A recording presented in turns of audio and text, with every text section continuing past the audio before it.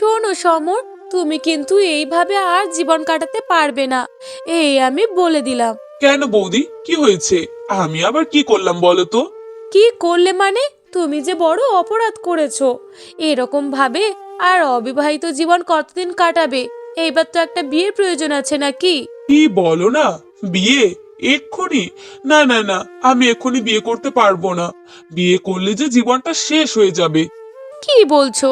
বিয়ে করলে যদি জীবন শেষ হয়ে যেত তাহলে কেউই বিয়ে করতো না। বিয়ে হচ্ছে একটা পবিত্র বন্ধন, আর তার মধ্যে দিয়ে দুটি মনের মিলন ঘটে। আর তোমাকে কিন্তু এইবার বিয়ে করতেই হবে। আর বিয়ে যদি না করো তাহলে কিন্তু আমার থেকে খারাপ কেউ হবে না। ও বাবা, আমার বৌদি তার মানে আমাকে এবারে বিয়ে দিয়েই ছাড়বে, যেটা বোঝা যাচ্ছে। হ্যাঁ, তোমাকে তো এবার বিয়ে আমি দিয়েই ছাড়বো। তুমি শুধু একটাবার হ্যাঁ বলো, তারপরে কোথা থেকে কেমন মেয়ে আমাদের বাড়িতে নিয়ে আসবো সেটা আমি চিন্তা করব। ঠিক আছে, তোমরা যেহেতু আমাকে বিয়ে দেওয়ার জন্য এতই চিন্তা করছো, সেহেতু তোমরা যা ইচ্ছা তাই করতে পারো। আমার কোনো অসুবিধা নেই। ঠিক আছে, তোমার জন্য সেরা মেয়েটাই আমাদের বাড়িতে নিয়ে আসবো। এরপরে শর্মিলা সেখান থেকে চলে যায়। শুনছো, তোমার ভাইকে অনেক কষ্টে রাজি করিয়েছি। আচ্ছা তুমি বলো, বিয়ে যদি না করে তাহলে কতদিন ওর দায়িত্ব আমরা নেব বলো তো? ওর তো একটা বিয়ের প্রয়োজন আছে, তাই না? হ্যাঁ গো, ওকে তো বুঝিয়ে বুঝিয়ে আমি এতদিন পারিনি।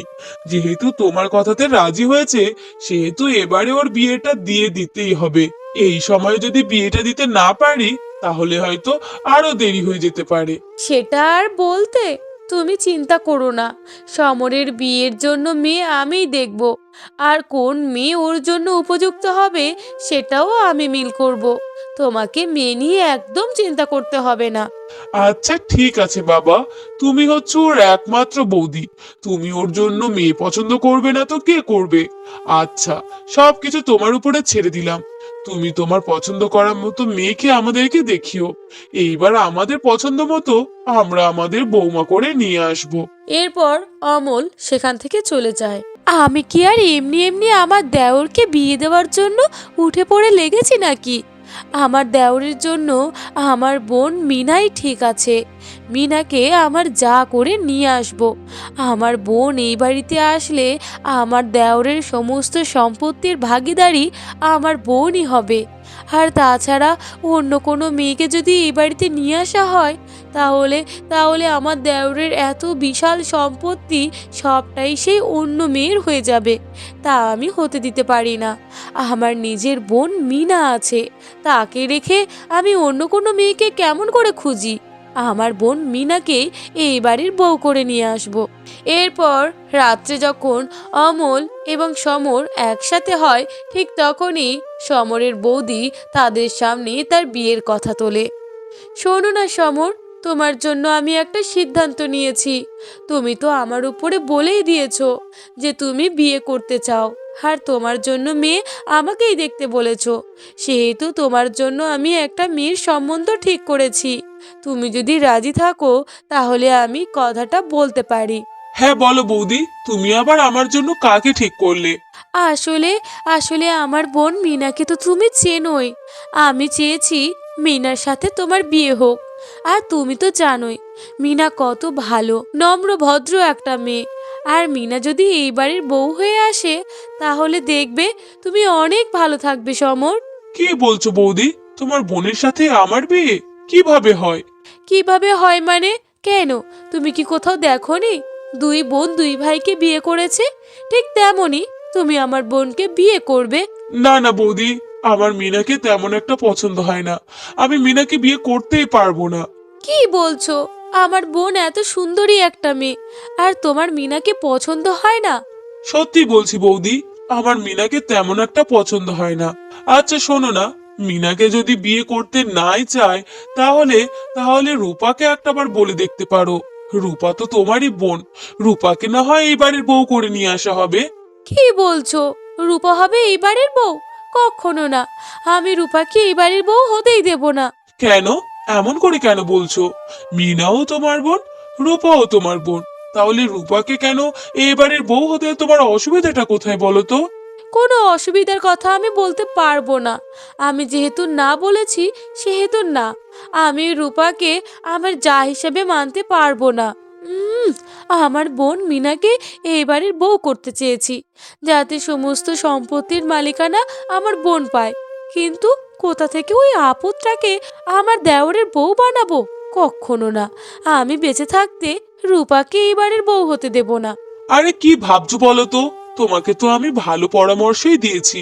রূপাও তো খুব ভালো, কাজে কর্মে রূপে সব দিক থেকে পারদর্শী। রূপাকে একটাবার বলে দেখা যেতে পারে। আসলে দাদা, আমারও সত্যি বলতে মিনার থেকে রূপাকে একটু বেশি পছন্দ হয়। আর সত্যি বলতে রূপা হচ্ছে বৌদির বোন, তাই কখনো মুখ ফুটে আমার মনের কথা বলতে পারিনি। তোমরা যদি রূপাকে আমার জন্য ঠিক করো, তাহলে আমি রূপাকেই বিয়ে করতে রাজি। কিন্তু আমি মিনাকে বিয়ে করতে পারবো না বৌদি। এই তো সব সমস্যার সমাধান। আমার ভাই তার মানে রূপাকে মনে মনে এতদিন ভালোবাসতো, কিন্তু কিন্তু তোমার বোন বলে আমার ভাইটা মুখ ফুটে কোনোদিন কোনো কথা বলতেই পারলো না। যেহেতু আমার ভাই রূপাকে পছন্দ করে, সেহেতু রূপাকে আমাদের বাড়ির বউ করে নিয়ে আসবো। এরপর শর্মিলা মেনে নিতে না চাইলেও তাকে সবার সামনে সম্মতি দিতে রাজি হয়। পরের দিন শর্মিলা তার বাবার বাড়ি যায় আর তার মাকে সমস্ত কথা খুলে বলে।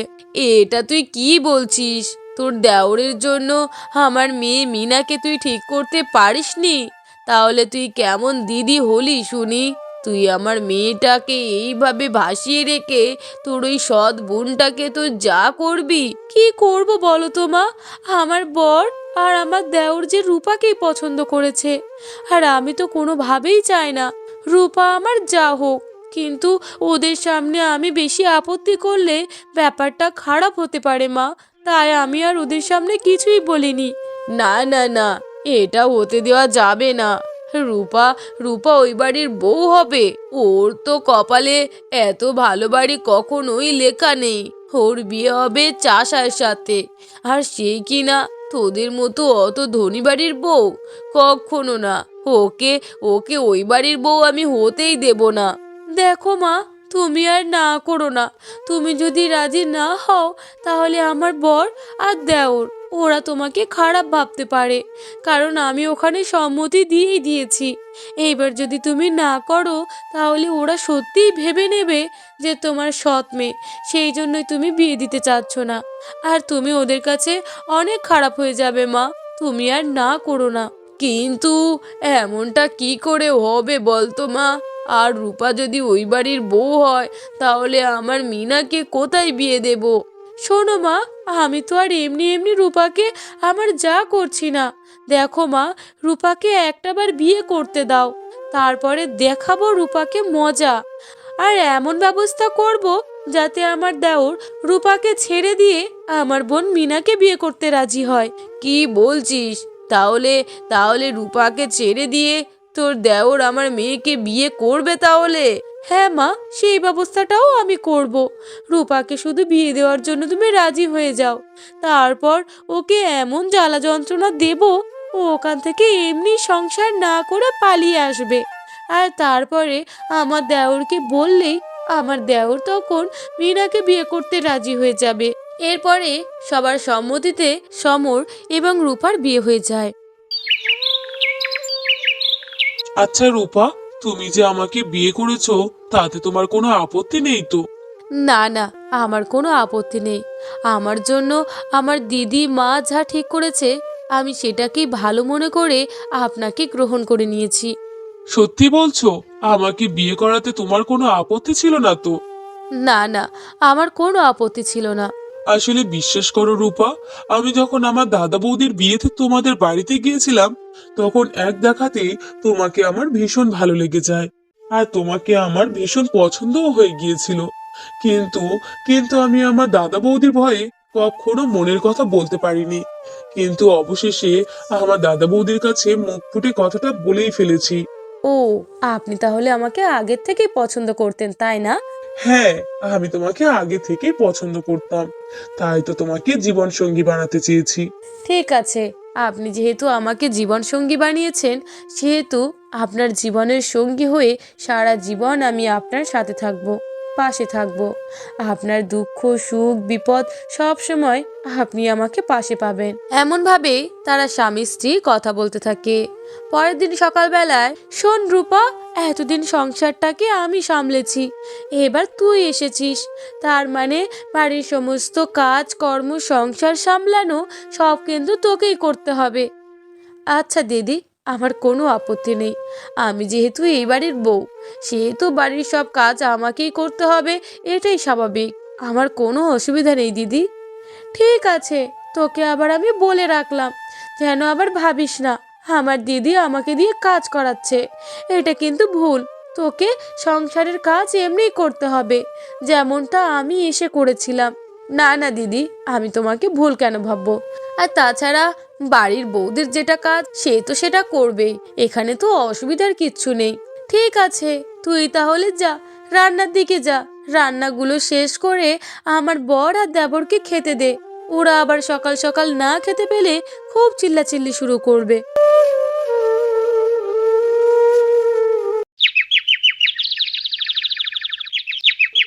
দেখো রূপা, এই গয়নাটা তোমার পছন্দ হয়েছে কিনা? আমি অনেক যত্ন ভালোবাসা নিয়ে তোমার জন্য এটা এনেছি। আরে, তুমি আমার জন্য কেন এটা আনতে গিয়েছো বলো তো? এটা তো দেখে মনে হচ্ছে অনেক দামি। না না, আমি এত দামি হার কখনো পরিনি। তুমি আমার জন্য কেন আনলে বলো তো? আরে, তুমি আমার একমাত্র বউ, তোমাকে দেব না তো কাকে দেব? তাই বলে এত দামি? তুমি তো আমার জন্য একটা রাস্তার জিনিস আনলেও আমি খুশি হতাম, এত দামি গহনা না আনলেও পারতে। শোনো, আমি আমার বউকে শেষ পর্যন্ত কিনা রাস্তার জিনিস দেব? তুমি এটা কেমন করে ভাবলে বলো তো? আমার বউ পরবে সব থেকে দামি দামি গহনা, দামি দামি শাড়ি, আর তুমি কিনা শেষ পর্যন্ত রাস্তার জিনিস পরতে চাও? আসলে এমন দামি শাড়ি গহনা তো কখনো পাইনি, তাই আর কি। দেখো, এতদিন পাওনি, কিন্তু এখন আমি তোমার স্বামী, সেহেতু আমি তোমাকে এখন রানীর মতো করে রাখবো। আর তোমাকেও রাজার রানী হয়ে থাকতে হবে। আমি যখন যেমনটা তোমাকে এনে দেব, তখন তুমি তেমনটাই নিয়ে নেবে, ঠিক আছে? আচ্ছা ঠিক আছে, আমি আর কোনো আপত্তি করব না। তোমার যা ভালো মনে হয় তুমি তাই করো।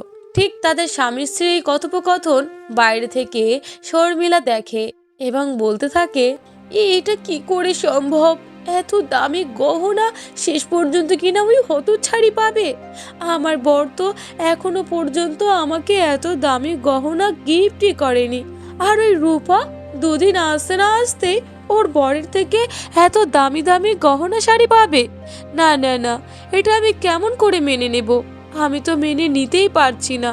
আর আজ যদি আমার বোন মিনা আমার ছোট যা হতো, তাহলে এই সমস্ত কিছু আমার বোন পেত। আর আমার বোন পাওয়া মানে আমারও পাওয়া। না না না, সব কিছু ভেস্তে গেল। আমি আমি এটা চোখে আর দেখতে পাচ্ছি না। আমাকে যে কিছু একটা করতেই হবে। এমনই একদিন রূপা যখন সংসারের কাজ করতে ব্যস্ত, ঠিক তখনই তার দিদি শর্মিলা তাদের ঘরে যায় এবং তার দেবরকে ভুল বোঝাতে থাকে। শোনো সমর, তোমাকে একটা কথা বলে রাখি।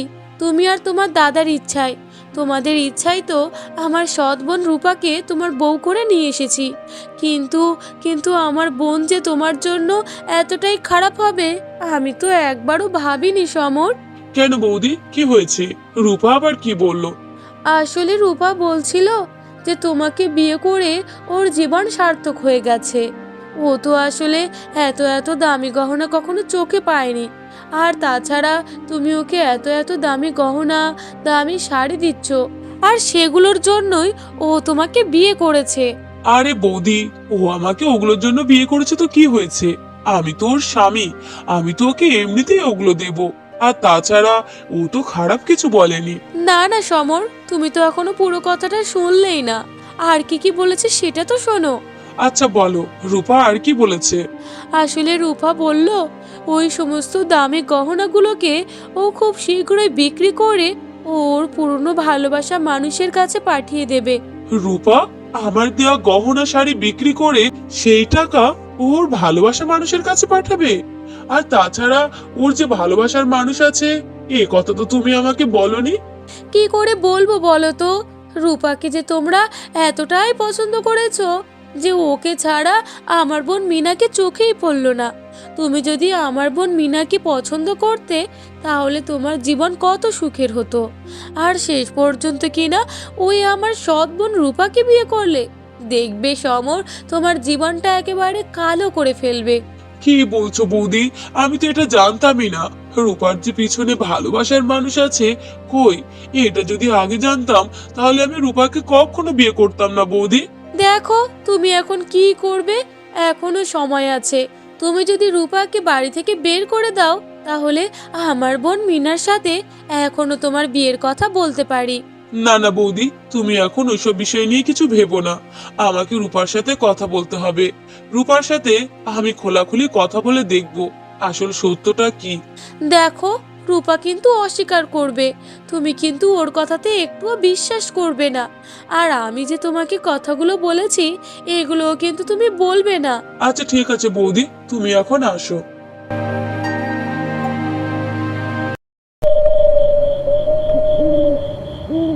শোনো রূপা, তুমি যে এত ঠক প্রতারক হবে তা আমি কখনো ভাবতে পারিনি।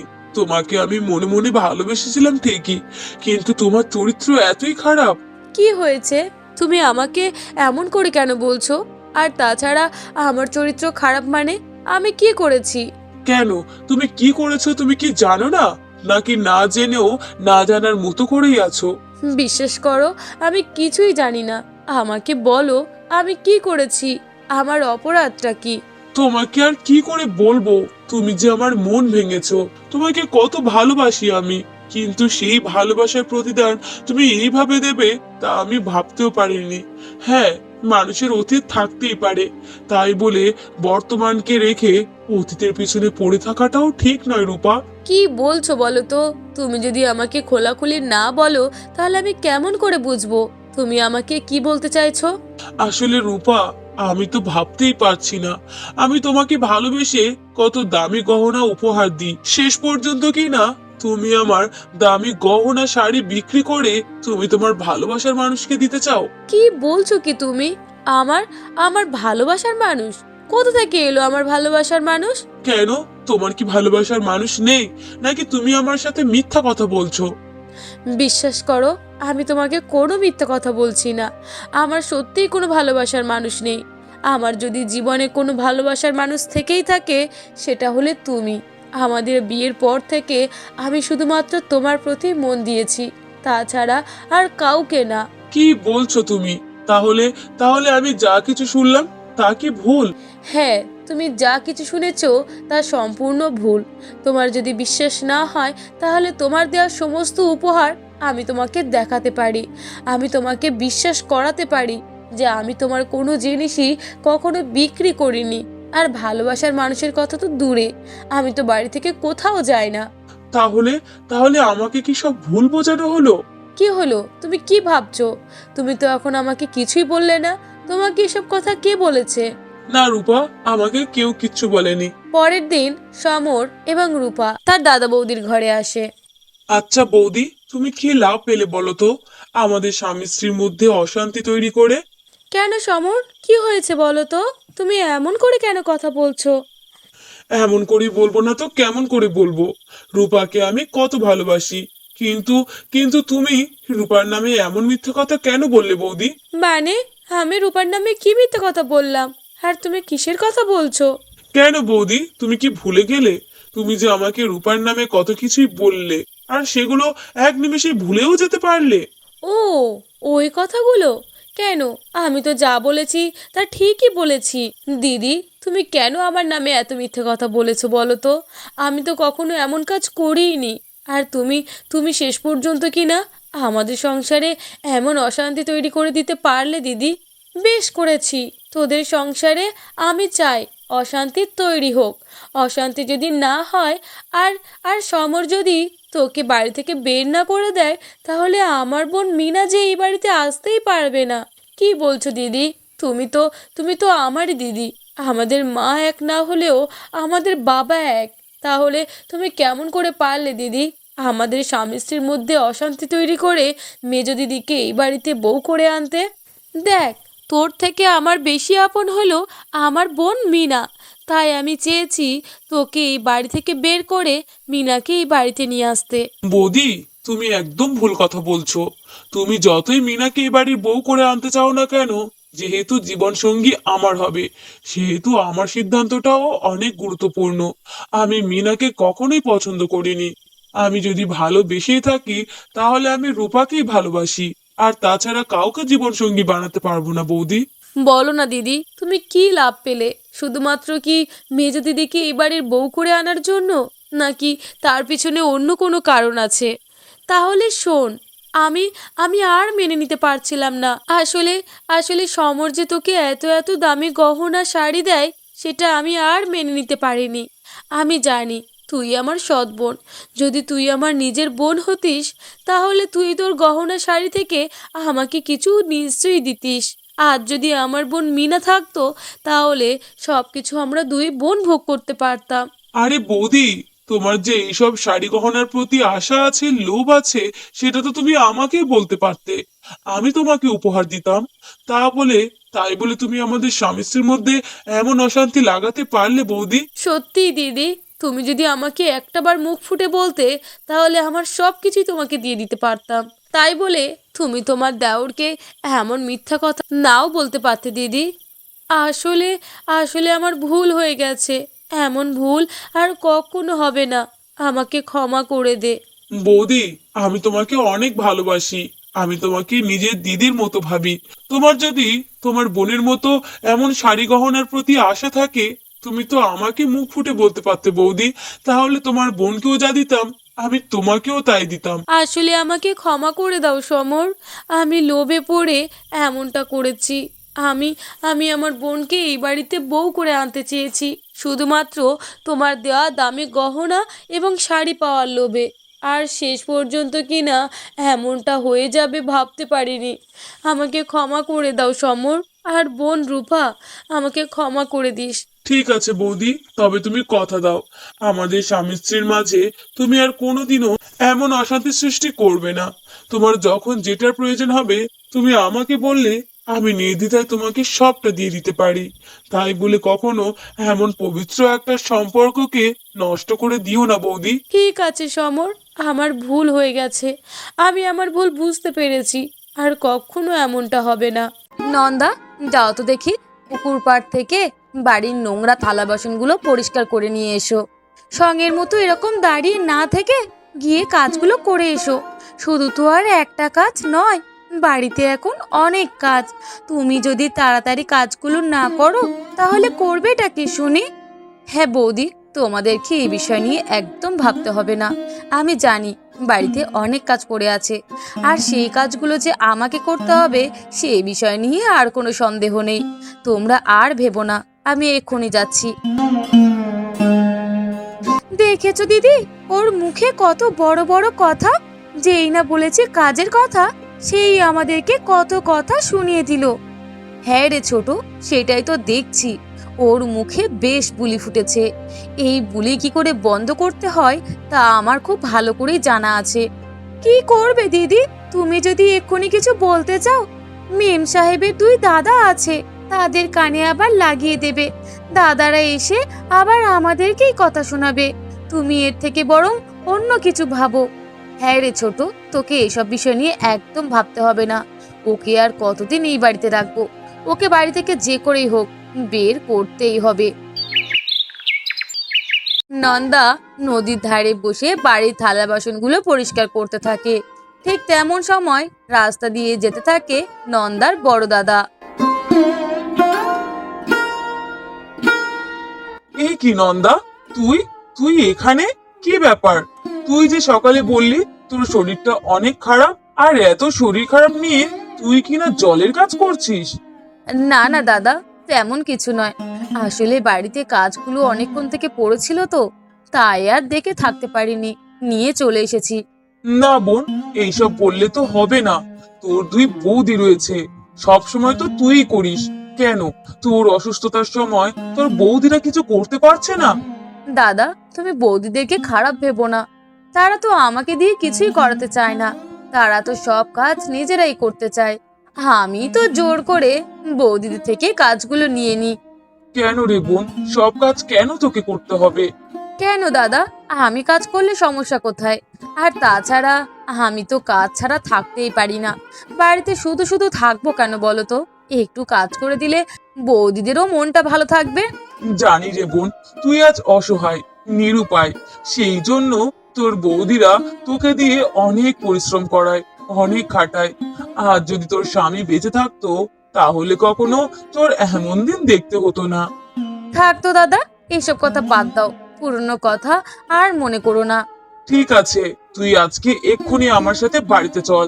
তারপর তোর বৌদিদেরকে যা বলার আমি বলবো। এরপর রমেশ বাড়িতে আসে। তন্নি, তন্নি, কই তুমি? তোমরা দুইজন এখানে বেরিয়ে এসো, তোমাদের সাথে কথা আছে। এ কি, তুমি ফিরে এসেছো? কখন আসলে গো? কখন এসেছি সে কথার উত্তর আমি তোমাকে পরে দেব, কিন্তু তুমি আমাকে এটা বলো, নন্দার তো শরীর অনেক খারাপ। নন্দা কেন বাড়ির কাজ করছে? তাছাড়া শুধু কি বাড়ির কাজ, তাকে শেষ পর্যন্ত জলের কাজ দেওয়া হয়েছে। আদিক্ষেতা এসেছে বোনের হয়ে কথা বলতে। আসলে কি বলো তো, কাজ তো আমি নন্দাকে দিইনি। আমি তো নন্দাকে বলেইছিলাম যে তোমার শরীরটা খারাপ বোন, তোমাকে এসব করতে হবে না। আমি আর ছোট মিলে বাড়ির সব কাজ করে নিতে পারবো। কিন্তু কে শোনে কার কথা? তোমার বোন তো আমাদের কোনো কথাই শুনলো না, জোর করে বাড়ির কাজ করতে চলে গেল। আর এখন তুমি সেটা দেখে আমাদের উপরে বকাঝকা করছো কেন? বকাঝকা কি আর এমনি এমনি করছি? আমার বোন বললো, আর তোমরা সেই কাজটা ওকে করতে দিলে? আসলে দাদা, আপনি ভুল বুঝছেন। দিদিকে এমন করে বলবেন না। দিদি সত্যিই বলছে। আমি আর দিদি নন্দা দিদিকে বারণ করেছিলাম, কিন্তু কিন্তু নন্দা দিদি যে শুনলো না আমাদের কথা। ঠিক এমন সময় রমেশের ছোট ভাই সুমন সেখানে প্রবেশ করে। দাদা, এরা একদম ভুল কথা বলছে। আমি সকালে কাজে যাওয়ার সময়ই দেখেছি ওরা দুই যা বসে আছে। আর আমার বোন কিনা বাড়ির রান্না বান্না কাজ কাম সবকিছু করছে। কি বলছোটা কি তুমি? তোমার মিথ্যে কথা বলতে একটুও বিবেকে লাগলো না? রান্নার কাজ তো আমি আর দিদি করেছি। তোমরা কিনা শেষ পর্যন্ত নন্দার নাম করে দিচ্ছ কেন? হ্যাঁ সুমন, তুমি তো ভুল কথা বলছো। কাজ তো আমি আর ছোট মিলে করেছি, নন্দা কেন করতে যাবে? না বৌদি, আমার বোন একলাই কাজ করছিল। আর তাছাড়া তোমরা যদি পাশে বসে তার সাথে দুটো কাজ করে দিতে, তা না হলে মনে বলতে পারতাম যে না, তোমরা কিছু হোক না হোক কাজ তো করেছো। কিন্তু কিন্তু তোমরা কিছুই করো না, সব কাজ আমার বোনকেই করতে হয়। আচ্ছা থামো দাদা, তোমরা থেমে যাও। তোমরা কেন সামান্য বিষয় নিয়ে এমন করছো বলো তো? আমার তো তেমন কিছু হয়নি, ওই একটু সামান্য জ্বর। এইসব নিয়ে তোমরা আর ভাবনা চিন্তা করো না তো। চলো, তোমরা দুইজন বাইরে থেকে এসেছো, তোমরা বরং একটু ফ্রেশ হয়ে নাও। এরপর যে যে যার ঘরে চলে যায়। দেখেছো দিদি, কেমন করে দুই দাদার কানে লাগিয়ে দিয়ে আর শেষ পর্যন্ত ভালো সাজলো? এমন নাটক দেখলে আমার গা একেবারে হি হি করে ওঠে। শুধু কি তোর, গা তো আমারও জ্বলে। কিন্তু কি করব, ওকে তো আর বাড়ি থেকে বের করতে পারছি না। বের করার যদি একটা সামান্য উপায় পেতাম, তাও না হয় সেই উপায়টাকে কাজে লাগাতাম। কিন্তু চোখের সামনে যে কোনো উপায়ই খোলা নেই। হ্যাঁ দিদি, সেটাই তো। আমিও তো সেই চিন্তাতেই আছি। কবে যে ওই বিধবাটাকে এই বাড়ি থেকে বের করব, আর কবে যে আমরা শান্তিতে থাকবো, সেটা নিয়েই আমাদের যত ভাবনা। এমন ভাবে তারা দুই যা যুক্তি করতে থাকে কেমন ভাবে নন্দাকে বাড়ি থেকে বের করা যায়। পরের দিন নন্দার দুই দাদা নন্দার কাছে আসে। শোন বোন, কালকে আমরা রওনা দিচ্ছি। আমাদের শহরে কাজ আছে। আর তোকে বলে রাখছি বোন, বাড়ির কোনো কাজ তুই করবি না যতক্ষণ না নিজের শরীরটা ভালো হচ্ছে। হ্যাঁ বোন, তোকেও আমি বলে রাখছি, যতই তোর বৌদিরা তোকে দিয়ে কাজ করানোর চেষ্টা করুক না কেন, তুই কিন্তু কোনো কাজ করবি না। এইটা তোর দাদাদের আদেশ। কেন দাদা, তোমরা এমন করে কেন বলছো? কাজ করলে কি হবে বলো তো? শরীর তো আর নষ্ট হবে না। কেন বোন, সব কাজ কেন তোকে করতে হবে? তারা দুইজন বাড়ির বউ, তারা কোনো কাজ করবে না। আর তুই তুই আমাদের বোন, আর যত সব কাজ তোকেই কেন করতে হবে? তারা তাহলে এই বাড়ির বউ কেন হয়েছে বলতো? উফ দাদা, তোমরা এইসব বিষয় নিয়ে কেন ভাবছো? তোমরা এইসব নিয়ে ভেবো না তো। কাল যেহেতু তোমাদেরকে শহরে যেতে হবে, তোমরা বরং সেই সব নিয়ে ভাবো। আমাকে নিয়ে তোমরা ভেবো না দাদা। দেখ বোন, তুই যাই বলিস না কেন, আমি তোকে আদেশ দিয়ে যাচ্ছি, আমরা চলে যাওয়ার পরে তোর বৌদিদের কোনো কথাই তুই শুনবি না। তারপরে তারপরে এসে আমাদের যা করার আমরা করব। এরপর নন্দার দুই দাদা এ কথা বলে ঘর থেকে বেরিয়ে যায়। পরের দিন সকালবেলা শোনো তন্নি আর মিতু, দুজনকে বলে রাখছি, আমরা শহরে চলে যাচ্ছি। 2 দিন আমরা আসতে পারবো না। এর মধ্যে আমার বোনের অনেকটা শরীর খারাপ। তোমরা চেষ্টা করবে এই শরীর খারাপ অবস্থায় তোমরা একটু বাড়ির কাজগুলোকে গুছিয়ে করে নেওয়ার। আমার বোনের উপরে কোনো রকম কোনো কাজের চাপ তোমরা দেবে না। কি বলছো বলো তো? তোমরা কি ভাবো আমরা দুইজন কি সব সময় তোমার বোনকে দিয়ে খাটাই, পরিশ্রম করাই? না না, তুমি ভুল ভাবছো। আমরা আমরা কখনো তোমার বোনের সাথে এমনটা করি না। সে তো আমাদের জানা আছে, তোমরা কি করতে পারো আর কি করতে পারো না। সে যাই হোক, দাদা আর যে কথা বলার আছে সেটা বলে ফেলতো। হ্যাঁ শোনো তন্নি, আমার বোনের শরীরটা খারাপ। তোমরা চেষ্টা করবে আজকের মধ্যে আমার বোনকে একটু ডাক্তারখানা থেকে ঘুরিয়ে নিয়ে আসতে। বোনের শরীরে যদি ওষুধ না পড়ে তাহলে আমার বোনের সুস্থ হতে যে অনেক সময় লাগবে। হ্যাঁ হ্যাঁ, ঠিক আছে। এইসব বিষয় নিয়ে তোমাদেরকে আর চিন্তা করতে হবে না। আমরা দুইজন ঠিকঠাক মতো তোমার বোনকে ডাক্তার দেখিয়ে ওষুধ খাইয়ে দেব। তোমরা শুধু শুধুই অযথা চিন্তা করো। এরপর নন্দার দুই দাদা শহরে কাজের উদ্দেশ্যে বেরিয়ে পড়ে। দেখেছো দিদি, দুই দাদার কত চিন্তা। তারা সব সময় ভাবে আমরাই নাকি তার বোনকে দিয়ে সব সময় খাটাই, পরিশ্রম করায়। তাই তো দেখলাম বোনের প্রতি কত আদিক্ষেতা। আমার তো মন চাইছে ওষুধ কেন, হাতে যদি বিষ পেতাম, বিষ খাইয়ে ওই অভাগীটাকে মেরে ফেলতাম। কিন্তু সেই কপাল তো আর নেই। এই কাজ যদি করতে পারতাম তাহলে কবেই যে মনে শান্তি পেতাম তার কোনো ঠিক নেই। চল ছোট, আমাদের এখানে কোনো কাজ নেই, আমরা বরং যাই। পরের দিন নন্দাদের বাড়ির সামনে দিয়ে যাচ্ছিল নন্দার পুরানো এক বন্ধু। তখনই দেখা হয়ে যায় নন্দার সাথে। এ কি নন্দা, কেমন আছিস তুই? হ্যাঁ, আমি তো ভালো আছি। তুই তুই কেমন আছিস? হ্যাঁ, ভালো আছি। কিন্তু এটা আমি কি দেখছি? সত্যি কি? হ্যাঁ, তুই যা দেখছিস তা একদম সঠিক। কিভাবে হলো এমনটা?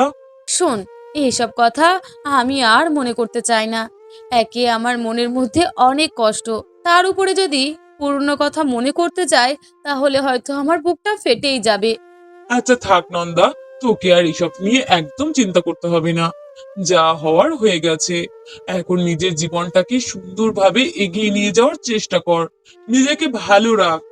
হ্যাঁ রে, নিজেকে তো ভালো রাখার অনেক করে চেষ্টা করছি। নিজেকে যদি নিজে ভালোই না বাঁচতে পারি, তা না হলে যে এই সমাজে আমার নিজেরই কোনো দাম থাকবে না। এমন ভাবেই নন্দা এবং তার বন্ধু রূপম কথা বলতে থাকে। তখনই দেখতে পায় নন্দার দুই বৌদি। দেখেছো কাণ্ড? দিদি, এটা কি দেখছি? এটা কি সত্য?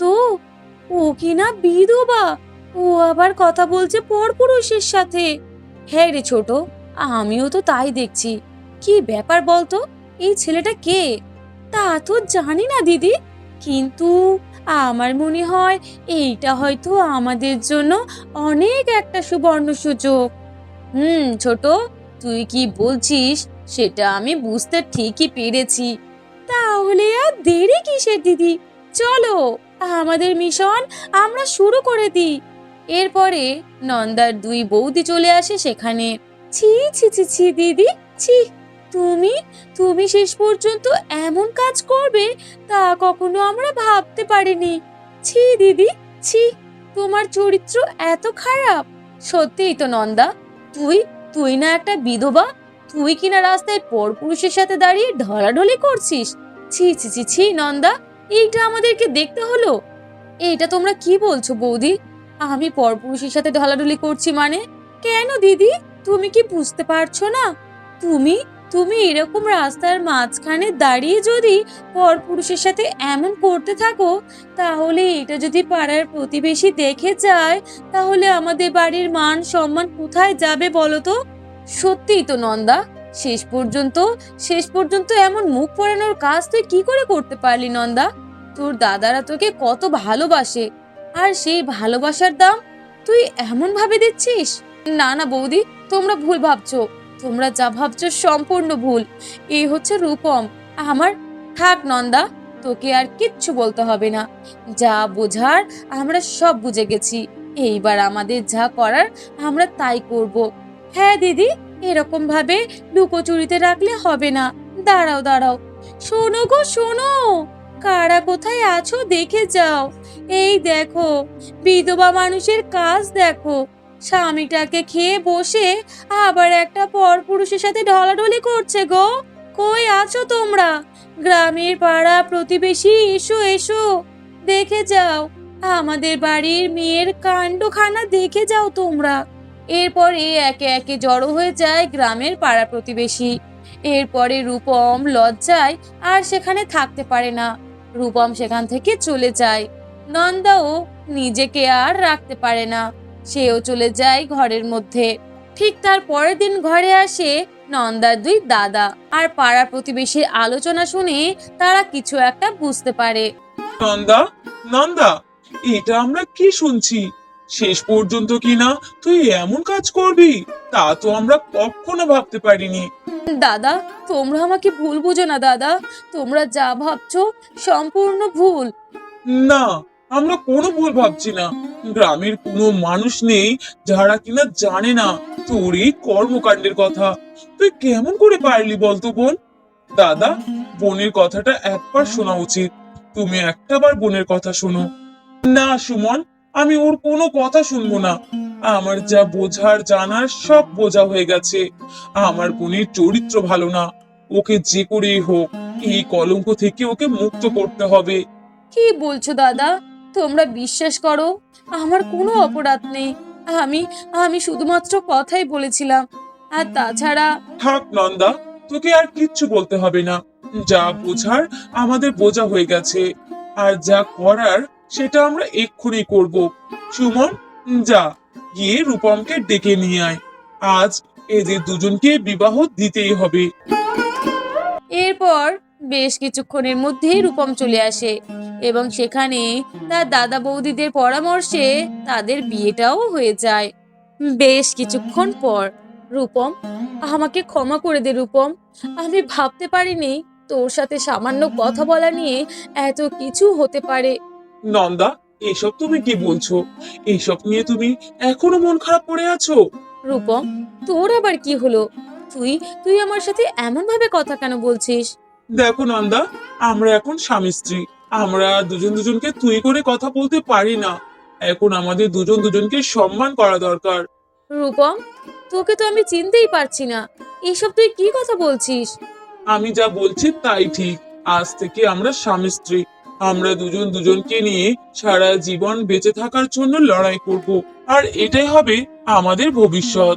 ঠিক কিছুক্ষণ পরে নন্দার দুই দাদা সেখানে চলে আসে। বোন রে, আমাদেরকে ক্ষমা করে দিস বোন। মানে, কি বলছো কি তুমি দাদা? মানে আমি যা বলছি তা একদমই ঠিক। আসলে আমরা জানি আমার বোনের কোনো অপরাধ নেই। আমার বোন নিরপরাধ। আর এই কাজটা তোর দুই বৌদি মিলেই করেছে, তোর নামে পুরো পাড়াতে বদনাম করার জন্য। কিন্তু আমরা তো তোর দাদা, আমরা তো কখনো তোর খারাপ চাইবো না। আর তাছাড়া রূপম তোকে অনেক আগের থেকেই পছন্দ করে, তাই আমরা এই সুযোগটা আর ছাড়তে পারলাম না। তোকে একটা নতুন সংসার দিতে পারলাম, তোর জীবন সঙ্গীকে তোর হাতে তুলে দিতে পারলাম। দাদা, তার মানে তার মানে তোমরা ইচ্ছা করে আমার সাথে রূপমের বিয়ে দিয়েছো? হ্যাঁ রে নন্দা, রূপম তোকে অনেক ভালোবাসে। আর এর আগে রূপম নিজেই আমাকে বলেছিল যে ও তোকে বিয়ে করতে চায়। এরপর যখন তোদের দুজনের এমন একটা ঘটনা ঘটলো, তখন এই সুযোগটাকে আমি আর ছাড়লাম না। তোদের দুজনের বিয়ের ব্যবস্থাটাও করে ফেলেছি। দাদা, তোমরা তোমরা এমনটাই ইচ্ছা করে করেছো? আর আমার মন ভীষণ খারাপ। আমি তো ভেবেছি তোমরা হয়তো সত্যিই আমাকে ভুল বুঝেছো। আমাকে ভুল বুঝেই আমার সাথে তোমরা এমনটা করেছো। না রে বোন, তোর সাথে আমরা কখনো এমনটা করতে পারি না। তুই অসহায়, তোর কপাল মন্দ, তাই তো তোকে কখনো কষ্ট দিয়ে কথাই বলি না। তাহলে তোকে কেমন করে ভুল বুঝবো বলতো বোন? দাদা, তোমরা আমাকে আশীর্বাদ করো যেন আমি সারা জীবন সুখে শান্তিতে সংসার করতে পারি। হ্যাঁ রে বোন, তোর মাথার উপরে সব সময় তোর দুই দাদার আশীর্বাদ থাকবে। তুই ভালো থাকবি, সুখী জীবন পাবি। এরপরে নন্দার দুই দাদা ঘর থেকে বেরিয়ে যায়। অন্যদিকে, তুমি কি একটা কথা ভেবে দেখেছো দিদি? দিদি তো বিয়ে হয়ে গেল, তাহলে কাল থেকে বাড়ির কাজগুলো কে করবে বলো তো? কেন ছোট, বাড়ির কাজগুলো কে আর করবে? বাড়ির কাজগুলো তুই করবি। কেন দিদি, বাড়ির কাজ আমি কেন করব? কেন মানে, তুই ছোট, বাড়ির কাজ তো তোকেই করতে হবে। আর তাছাড়া আমি বাড়ির বড় বউ, আমার স্বামীর উপার্জন বেশি, তাহলে বাড়ির কাজ তো আমার করার কথা না, বাড়ির কাজগুলো তো তোর করার কথা। না না দিদি, এমন করলে হবে না। আমার স্বামীর ইনকাম কম বলে আমাকে যে বাড়ির কাজ করতে হবে এমনটার তো কোনো মানে নেই। বাড়ির সব কাজ তুমিই করবে। না ছোট, বাড়ির সব কাজ আমি করব না, বাড়ির কাজগুলো সব তুই করবি। না বাবা, আমি পারবো না। এতদিন দিদির বিয়ের আগে দিদি সব কাজ করেছে, আর আমরা পায়ের উপর পা তুলে বসেছিলাম। আর সেই দিদির যখন আজ বিয়ে হয়ে গেল, তখনই কাজ নিয়ে আমাদের মধ্যে অশান্তি, আর ভালো লাগে না। দেখ ছোট, ভালো শুধু তোর নয়, আমারও লাগছে না। ভেবেছিলাম ওই আপদটাকে বিয়ে দিয়ে বাড়ি থেকে বের করলে হয়তো আমাদের কাঁধ থেকে অনেক বোঝা নেমে যাবে, কিন্তু ও বেরিয়ে যাওয়ার পরে যে আমাদের সংসারটা এমনভাবে ভেঙে যাবে তা আমরা বুঝতে পারিনি। বাড়ির সব কিছু এখন আমাদের দায়িত্বে। হ্যাঁ দিদি, এখন তো তাই ভাবছি। এখন তাহলে কি করা যায় বলো তো? কি আর করবি, যেহেতু নন্দা নেই সেহেতু বাড়ির কাজগুলো তুই করবি। না না দিদি, তাহলে এক কাজ করো, বাড়ির কাজগুলো বরং তুমিই করো, আমি চললাম আমার বাপের বাড়ি। এই বলে ছোট বউ সেখান থেকে চলে যায়। বাইরে থেকে নন্দার দুই দাদা এমন কথোপকথন শুনে বেশ খুশি হয়। দেখেছিস ভাই, মজা কাকে বলে? হ্যাঁ দাদা, এইবার তো হাড়ে হাড়ে টের পাবে। আমাদের বোনকে দিয়ে এত খাটানো, এত পরিশ্রম করা, এইবার বুঝুক মজা। আমাদের বোনকে বাড়ি থেকে বের করে দেওয়ার জন্য তো উঠে পড়ে লেগেছিল। ঠিকই বলেছিস রে, এখন দেখা যাক কতদিন ওরা এমন ভাবে থাকতে পারে।